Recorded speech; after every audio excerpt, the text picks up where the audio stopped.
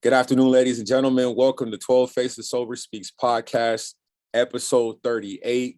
I am your host, Kenneth L. Watson Jr. Today's guest is a good friend from the Pacific Northwest, Chris, and I'll be introducing her in just a second. But before I go in on the actual show and other introductions, as you can see in the back of me is some congratulations balloons.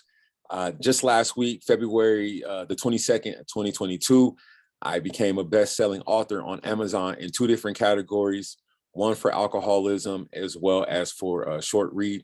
And I was number one for roughly about 48 hours. So to me, that's a big accomplishment because if you got a copy of 12 Faces of Sober, you will see that towards the end of the book, I said that was my goal. I achieved it within a year and a half. So like I said, dreams come true. You just got to work a little bit harder, find better strategies to get, to reach that goal. And like I said, the purpose of 12 Faces Sober Speaks podcast is more or less of interviewing amazing people that have stories, people that have battled addiction, battled having issues with alcoholism. I have entrepreneurs on here. I have a professional athlete, and I'm working on a few other big projects as well. And like I said, it's just more or less of the opportunity for people to come on, tell their story in hopes of being able to inspire, impact, and get those that are still suffering the help that they may need. Because like I said, I can come on here every single day and say, don't do this, don't do that. This is what worked for me. But most important is to hear multiple people being able to share that, because the goal is for you to take at least something from one, if not two, if not more, some of the resources and tools that may have worked for them, and you'll be able to apply it in your life today. So enough of, one more thing. Make sure you jump on 12facessober.com. You can get not only a signed copy of my book, you can also get merchandise. The new logo I have right now is more or less camo. I have t-shirts, I have hoodies, I have spandex for women, as well as I have workout shorts for women as well, among other things. So like I said, you can shop that way, as well as if you want to get a copy of 12 Faces Sober, you can jump on Amazon. I believe it's still free to get the ebook version, and I believe it's $12.99 for the paperback version. I will be eventually going to the hardcover, just not yet, but stay tuned to that as well. Also, some more updates. I have completed my children's book about my baseball life in San Diego as a kid. I'm right now in the negotiations of having an illustrator work on that, and as far as a publisher. So that will be coming out soon. So big shouts out to those in Minnesota who used to be my neighbors, but now they're entrepreneurs as far as publishing. And as I'm still working on my Army book, but let me just say that it's definitely a opening up a book of a lot of traumatic, a traumatic time in my life. And so that's why it's taken me a lot longer, because I start to write it and then I start thinking about that particular moment I'm talking about, and it just really frustrates me. And so sometimes I have to just put it to the side and get back to it. But just know that this month, a big chunk of it will be completed, if not all the way done. But enough of me talking about this. Like I said, this guest, we met, or I started following her, I believe, back in, if not August or September of last year, on IG. And let me tell you, she has amazing posts. She has inspiring words for those that are just out there struggling, period. Letting you know that you are not alone, and you can do this with a good group and the support from a lot of different peoples. And the good thing about it is, within the community that I've noticed is that, as soon as somebody posts something, there's a reaction. And you just don't know which direction it's coming from. And you could be having a bad day, and it could just take one post to brighten your day. And this is definitely somebody that will do that for you. So without me talking anymore, I'm done. Let me go ahead and welcome Chris to 12 Faces Sober Speaks podcast. Welcome, Chris. How you doing? Hi, thank you. I'm Chris. I'm a recovering addict alcoholic. Kenneth, thank you so much for this opportunity. Today, my sober date. So I'll open with that. My sober date is 9/23/19. That was my second time entering the program.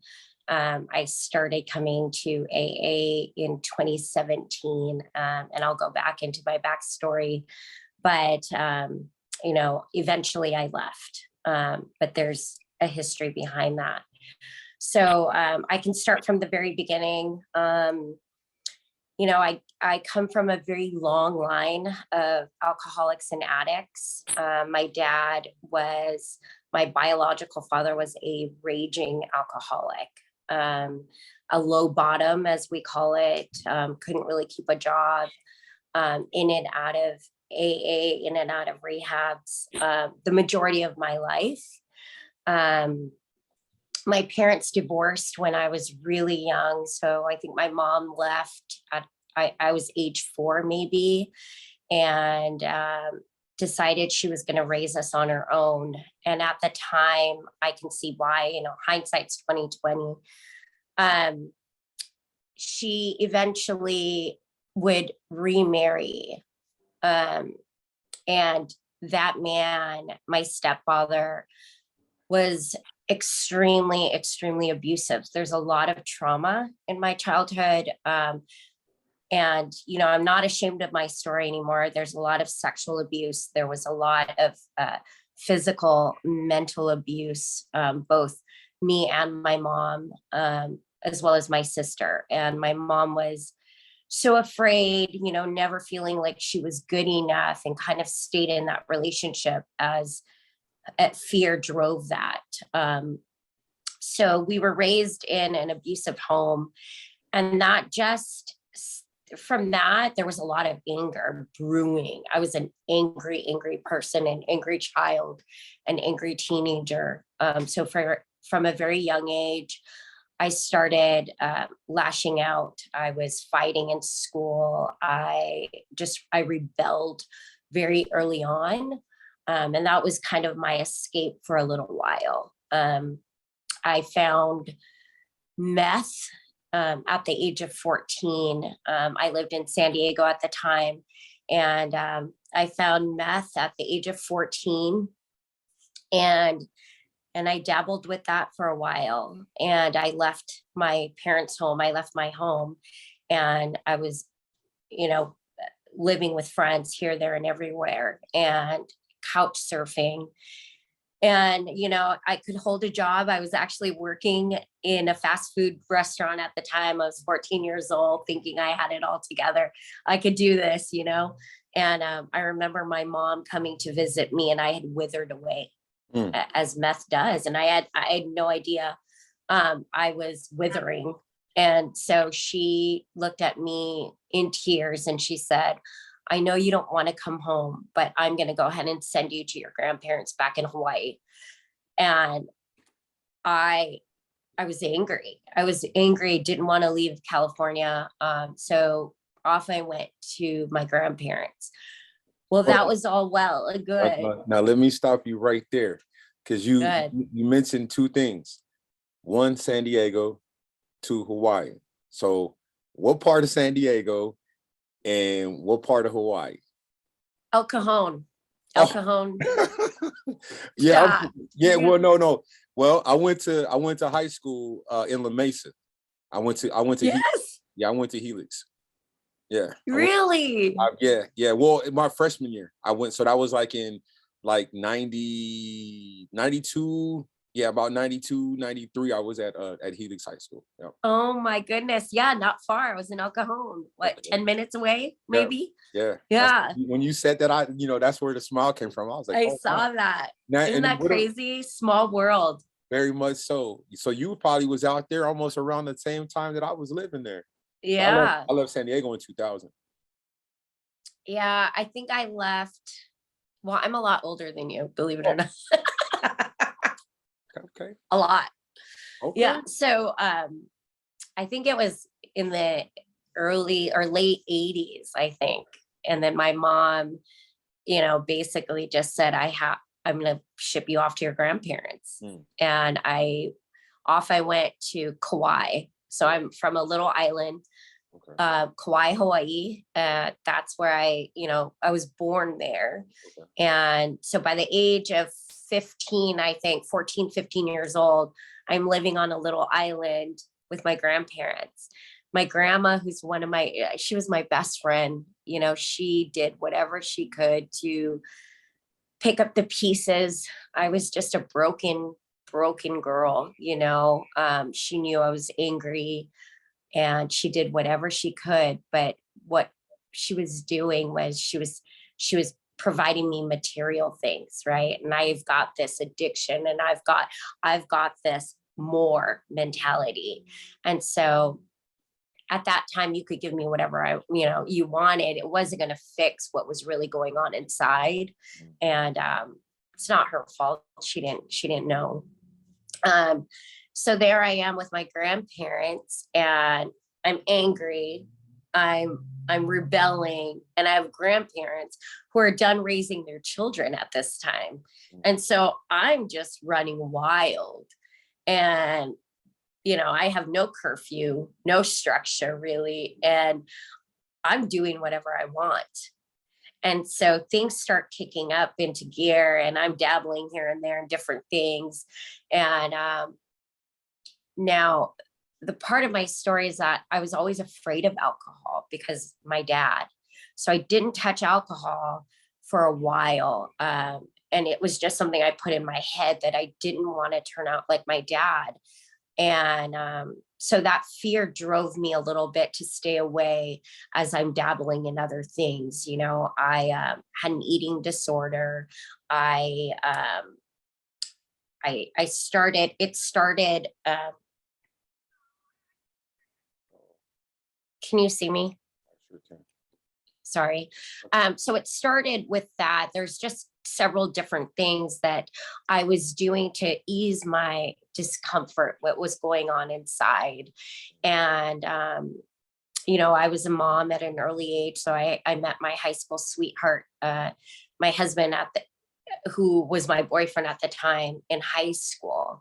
And that is a whole different, you've got two broken children, right? Really trying to be adults and come together, and you have no idea really what you're doing. So I'm bringing baggage into a relationship and trying to make it work. But I become a mom at the age of 18.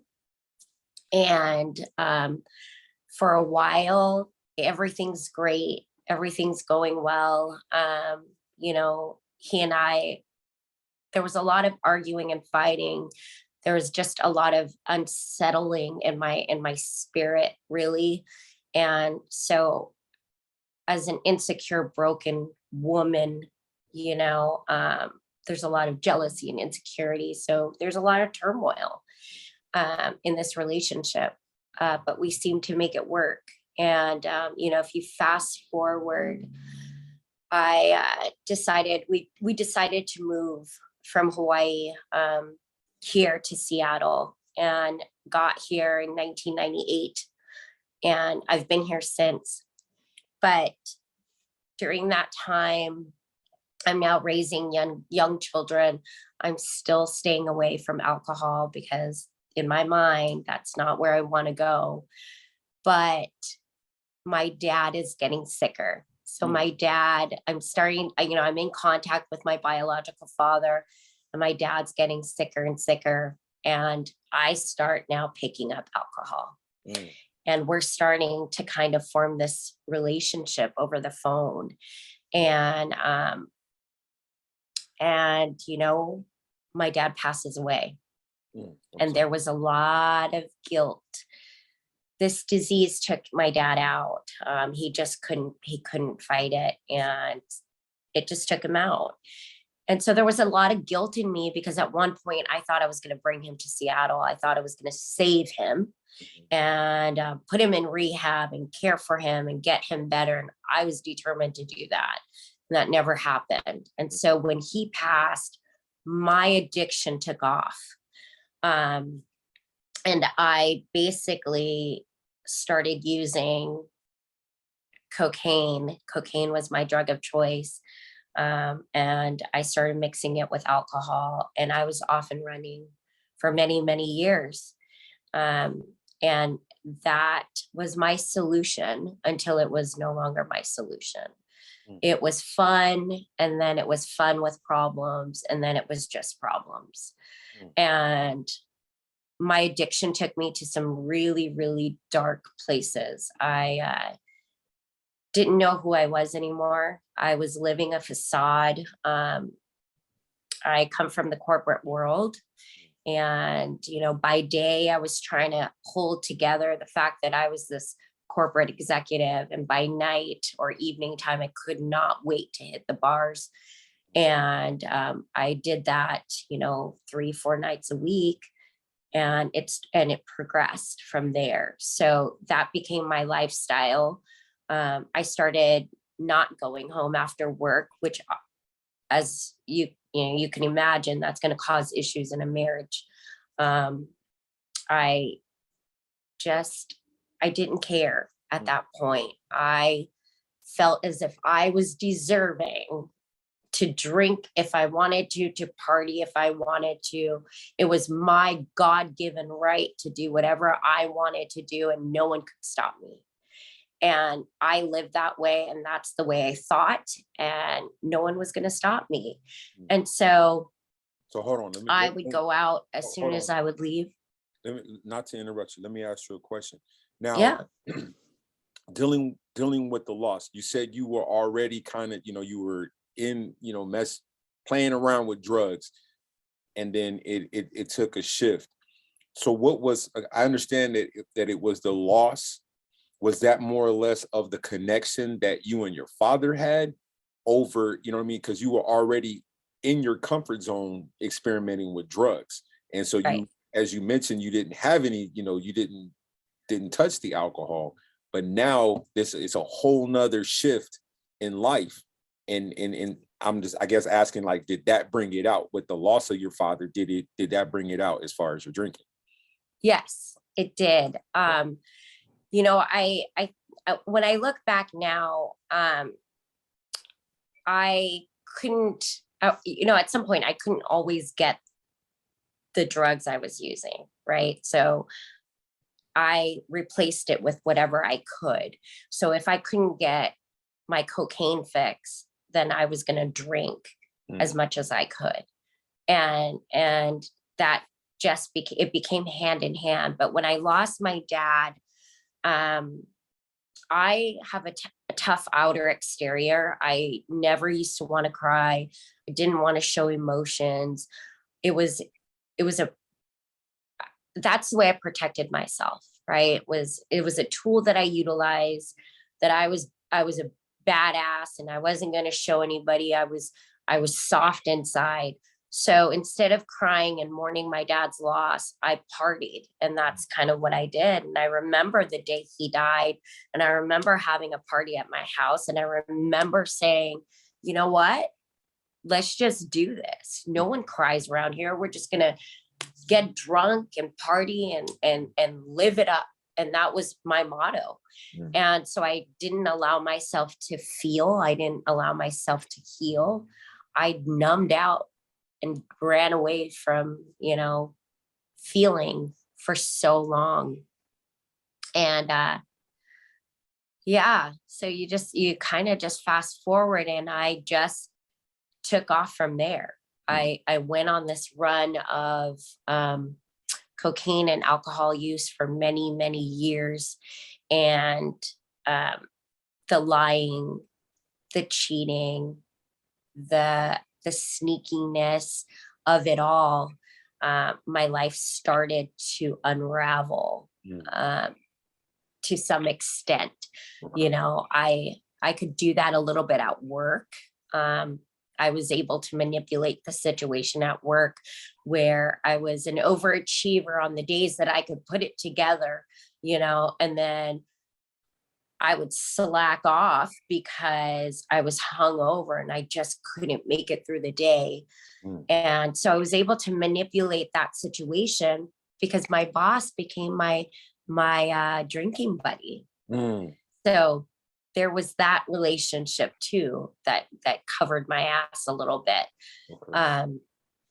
So, I struggled, but towards the end, I ended up with a stint in jail for a physical altercation.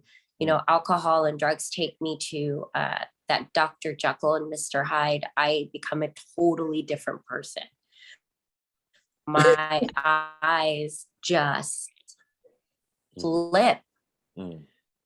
You know, I am no longer the same person. My husband tells me he could see it in my eyes. I would just kind of change, and I would start getting angry and feisty, and it that was it. It was like the evil twin came out, and we were ready to go.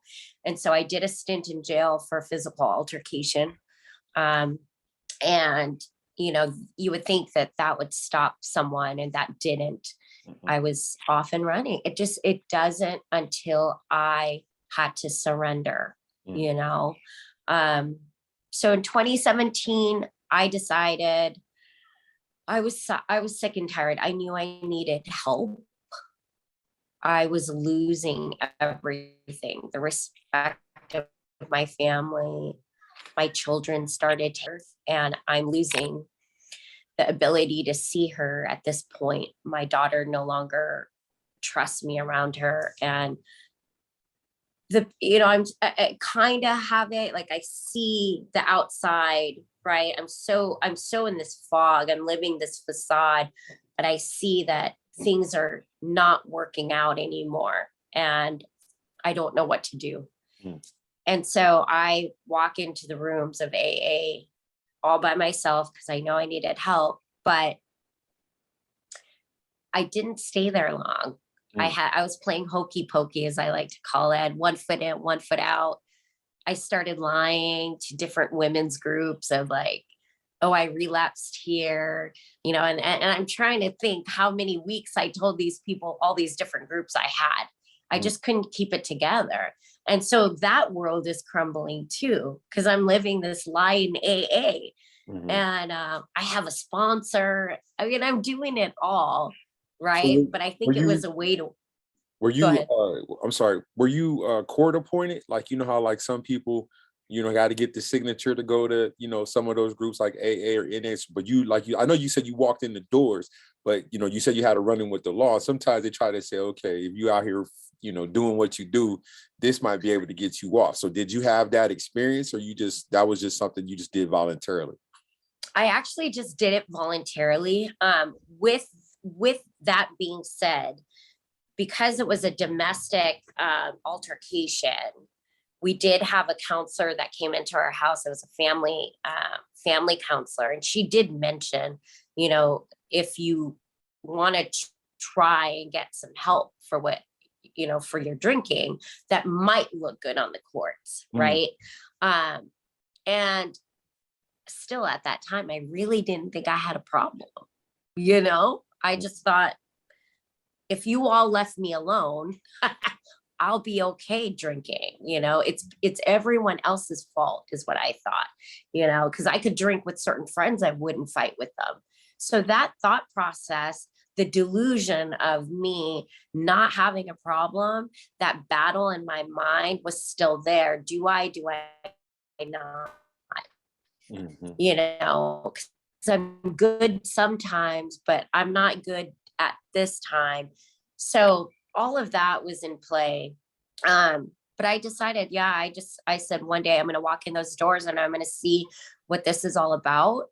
And it's funny now, but what I thought was I was going to sit there and listen to these women tell me how to drink normally. And Mm. that's really what I thought. I was like, I'm going to learn how to drink like a lady, whatever the hell that means. But Mhm. that was my goal. I didn't really want to get involved. I didn't really want to make friends. I just wanted to listen. I had no idea that it was a program of action, you know? And so I got a sponsor and I left. At my step 4, I decided to leave the program. Okay. I was kind of in and out, but with my step 4, I got really scared because it's a step that had me look at myself. It Mm. had me look at my responsibility, take accountability for my actions, and I didn't want to do that. Mm. I was scared and I was angry because how dare you tell me I'm accountable for anything? It Mm. was everybody else that hurt me. So I I thought that, by leaving, I was going to be able to control this. And so I left. I left the program and I picked up right where I left off. I was right back. I was not coming home at night. I was drinking till blackout, and I was getting into fights again.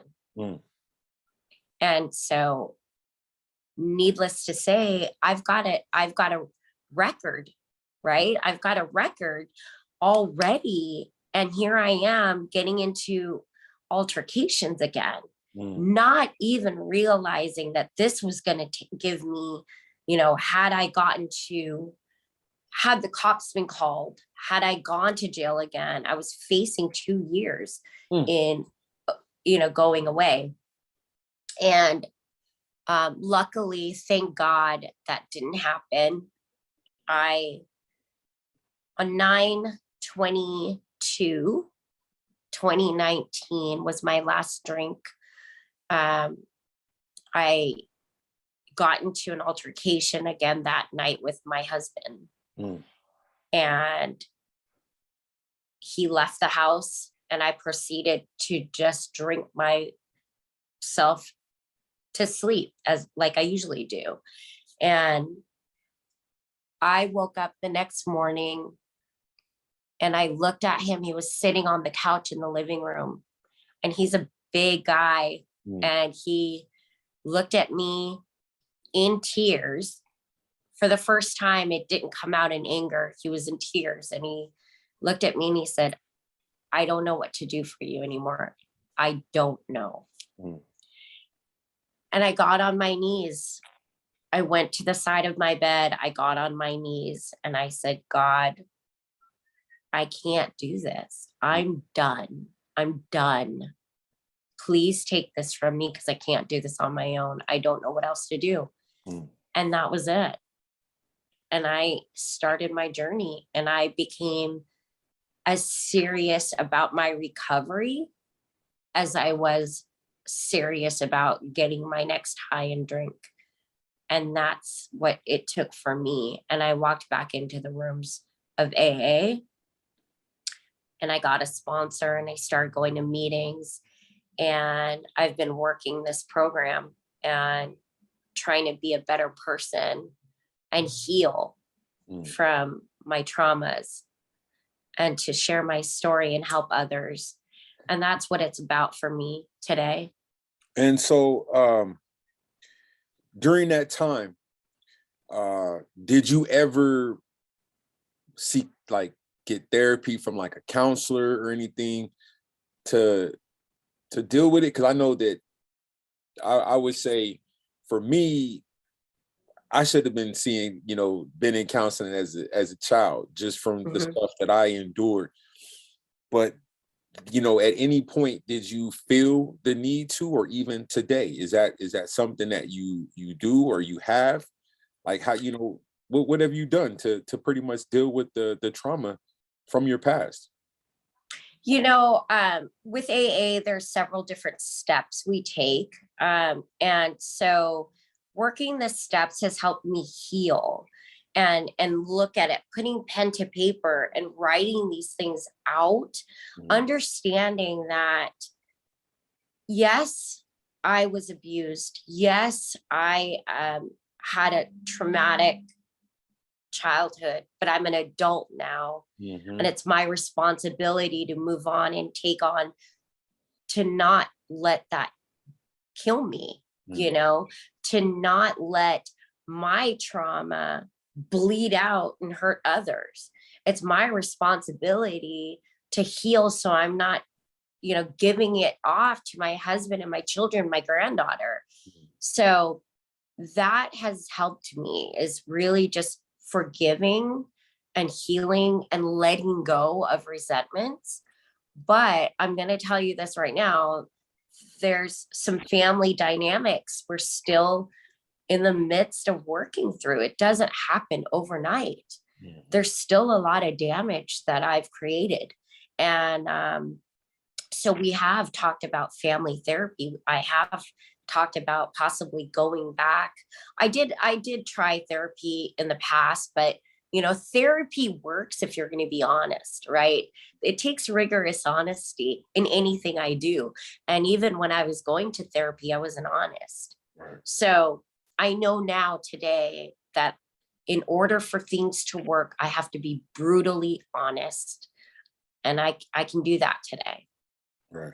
And I I highly suggest it because me and my lady, I just called my why we had, family counseling, but we about to go back to it because we're supposed to be getting married later on this year. So that's definitely utilize whatever resources that are out there. And if it works, it works. If it doesn't, it doesn't. You find something that will, like I said, build, put to bed those old situations and be able to move forward from it. And it's definitely is key. It's definitely.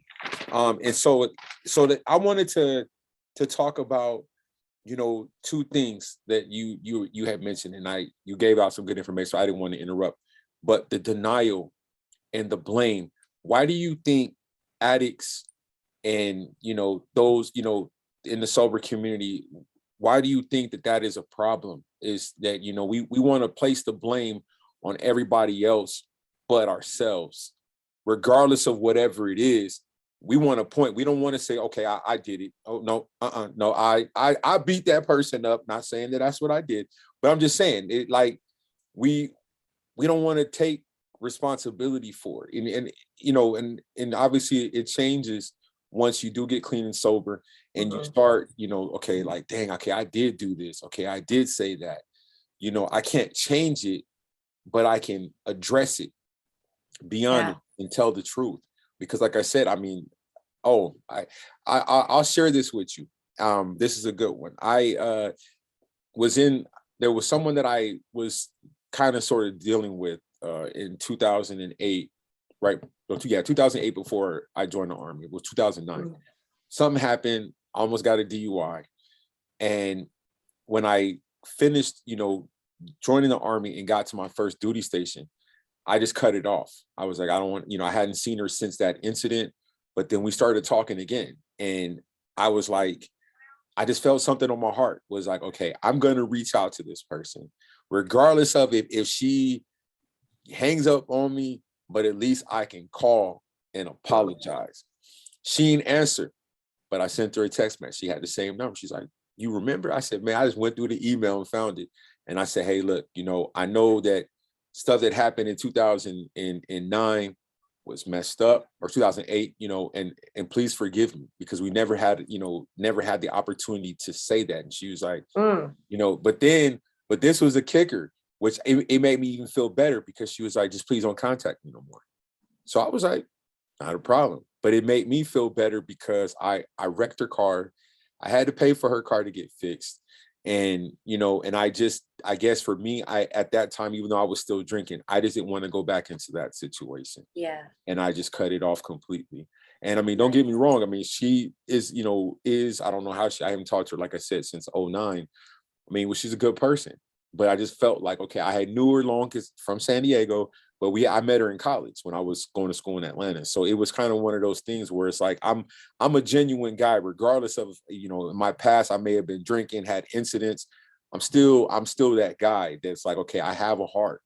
And so sometimes when you in it, there is the denial, there is the blame. Well, yeah, she did this, or, that person said that. And even with the combativeness, like when I got drunk, especially those last couple years, 2015, 2014, I was just like, I was so angry. I was angry for a lot of different things. Like I was angry for one, I don't have a problem with saying it. It's like I was in a bad marriage. I couldn't have any kids with her. But I'm taking care of her kids and being more of a responsible father than the biological father. And I won't go into any more details, but I'll just say it as that. And so for me, it was like, okay, I'm dealing with this. I got a CPS thing hanging over my head over some stuff that I didn't have nothing to do, but I'm still blaming myself. I'm still in denial, because it was like, wow, okay, I could have lost my career off of this CPS complaint. And of course it came at guilt, nothing ever happened, but it was just the fact that CPS contacted me was like, so yeah, it definitely is, sometimes we have a tendency of blaming ourselves. But I wanted to say that I do appreciate the fact that you disclose the sexual abuse and the mental abuse, because a lot of times we don't know how to deal with these things in terms of, okay, we might not even have or even have a relationship with our parents to be like, hey, this don't sound right, this happened to me, what do I do? We bottle it inside and then punish ourselves in the process. So I just wanted to say thank you for that. But thank you. And so you've been sober now, what, a little over 2 years and 7 months, something like that. And now how has AA worked for you during this time? Like, how has it helped you? Oh goodness.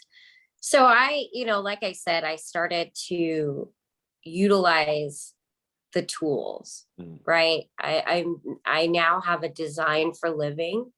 And really, when they say it works if you work it, it really does. It works if I work it. And I go to meetings, I have friends, I stay close to a fellowship. And I also have, our IG community. And I had no idea that this community existed, and it's been amazing to build these relationships, because I know I can't do this alone. And I was that person that never reached out. I never wanted to bother you, was my thing. I'm not going to burden anybody. Everybody else has their own problems. So I'm just going to isolate and keep it to myself. And I know today that's not a good place. It's not healthy for me to do that. I don't have a problem picking up the phone. I don't have a problem asking for help. I have a sponsor today that I work with, and I also am able to I have sponsees. So, for me today, I get into service. I also, I have a service commitment in a detox center that I'm able to share my story with other addicts, or people that are in detox. And that helps me, it helps me to realize my purpose is now to give back. I'm living today. This is a blessing. I'm not the same person I was. I smile more, I'm active. In the process of growing and healing, and it's amazing to me.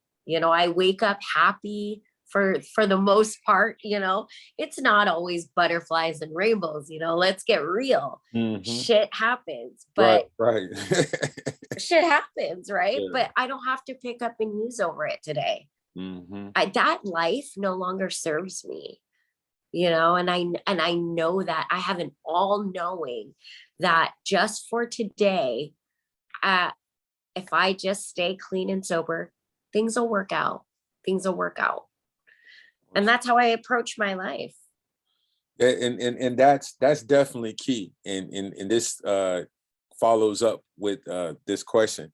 So on those days that it's not so good, how now that you've replaced drug and alcohol, like, how do you handle those tough and stressful days? I pick up the phone. Believe it or not, I have a good support system. I have one of my best friends is in recovery, and I pick up the phone and I listen, just like,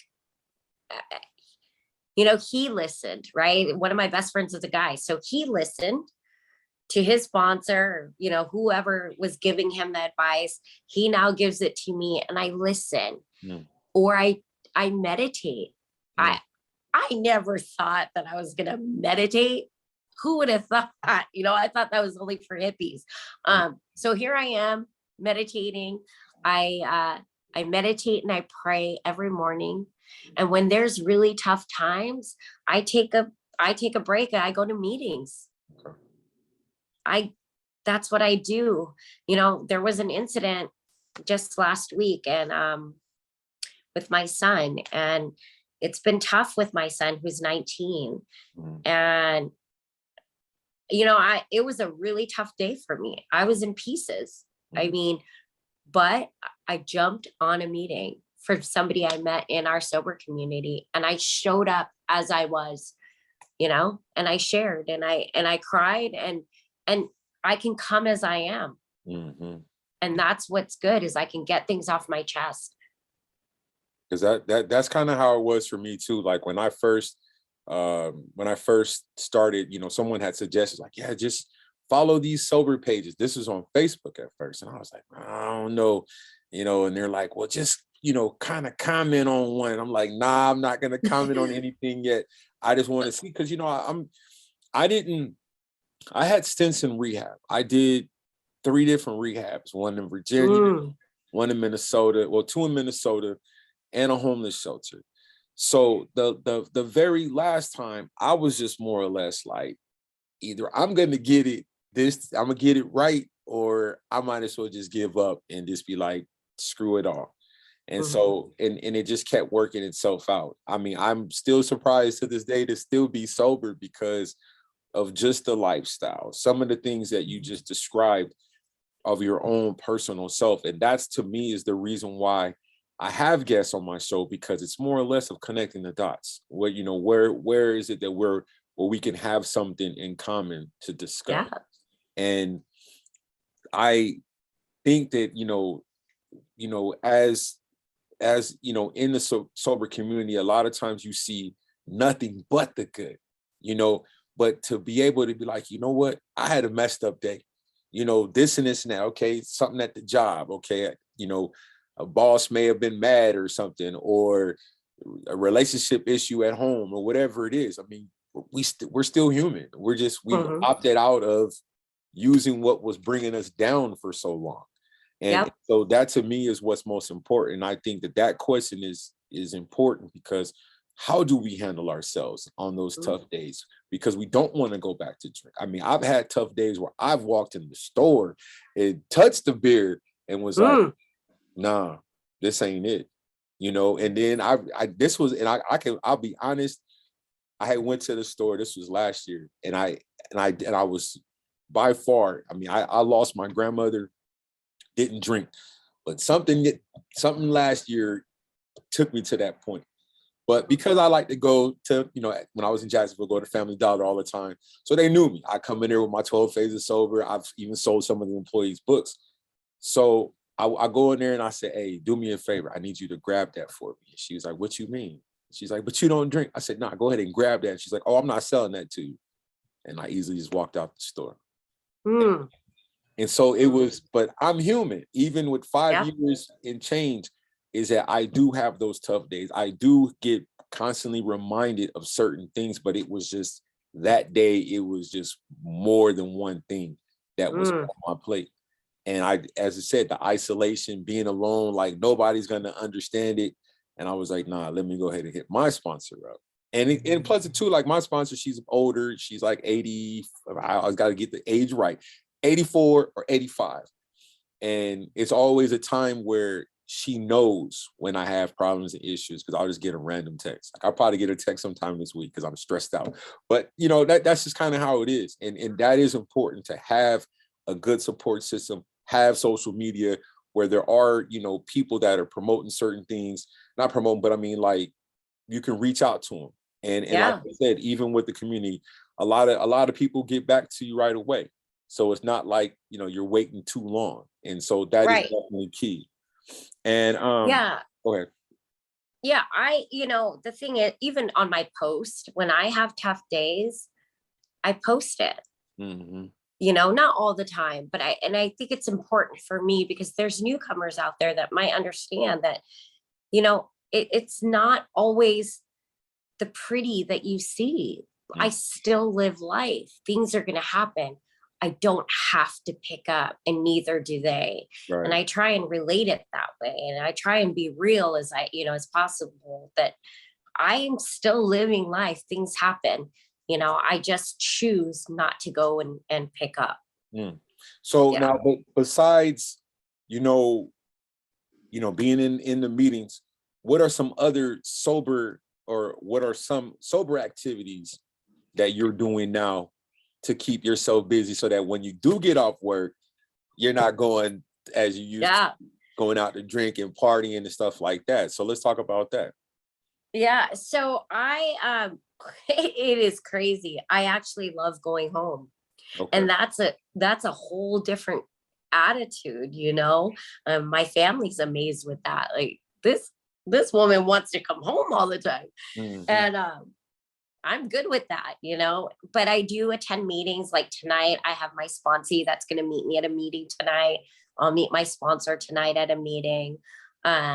So there are some evening meetings that I commit myself to, as well as some of our sober community meetings that I jump on through IG. And so those things have set up a routine for me during the week. Okay. I'm also very, very active. So I work out quite a bit. I do CrossFit 5 days a week, and I have another gym that I go to. So those are things that keep me in a routine, but also has pushed me beyond what I thought I could ever do. I was always active, but I used it as a guide at one point in my addiction, that I would say, well, if I'm in the gym this week, maybe I don't have a problem. And then I'd go missing for 3 weeks. Mm. So today I'm very active, but it's consistency and a routine for me. And those are things I love to do. And then there's days where, like weekends, it's family time for me. I work with my sponsee on the weekend, and I attend meetings on the weekend as well. But I also have family time. And so that takes up a lot of my time. And I never thought I would enjoy those things. And I do. Mm. That's It's a different life. That's good. Now we're getting close to the end of the interview. Yeah. And I just wanted to ask you this question. Now, those that have struggled with trauma, sexual abuse, mental abuse, relocating at a teenage age. I did that myself. Mm-hmm. What would be a message that you would leave my viewers with that are still struggling? That one message that potentially can help them and almost save their lives. Yeah. I want you to know, I just think that you should know you're worthy of recovery. You're worthy of love. You're worthy of a new life. It's taking that first step to get the help that you need and realize that it is possible. Mm. It is possible. It's not going to be easy, but it's so worth it. Life on the other side, once your mind starts clearing, is amazing. Your eyes start to open, you start to bloom, you start to heal, you start to become this better person, you start enjoying things again. Like, I enjoy the smell of fresh air. It's possible. Yeah. That's really what I want to say. That's what's up. Chris, I just want to say thank you so very much.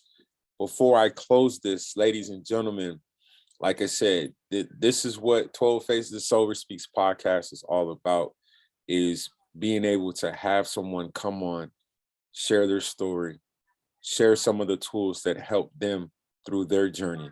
The journey's not over yet, but it's just something that kind of gives you a guide as individuals work through their recovery in clean and sober time.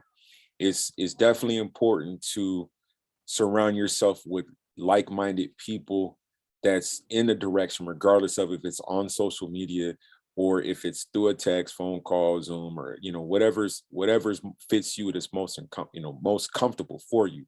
Now, not everybody is truly 100% going in the doors of AA. This is just an option. Yes. Whatever works for you and can make you maintain your clean and sober. That's all we want. That's all I'm Yes. trying to do is look, I just want to stay sober. Like, I don't have time for anything else. So that's what to me is key. And I truly, truly, truly appreciate the fact that you came on Thank you. and shared, because some of those topics can be very personal, and not everybody is comfortable with sharing it. So I would definitely say thank you. And from the bottom of my heart, I really appreciate it, because there are people that are out there that are afraid to admit that they may have went through it. But to hear somebody else, okay, hey, this is what I experienced. All right, well, then that's letting them know that they're not alone. So like I said, I thank you again for that. And I wanted to share something too, I forgot.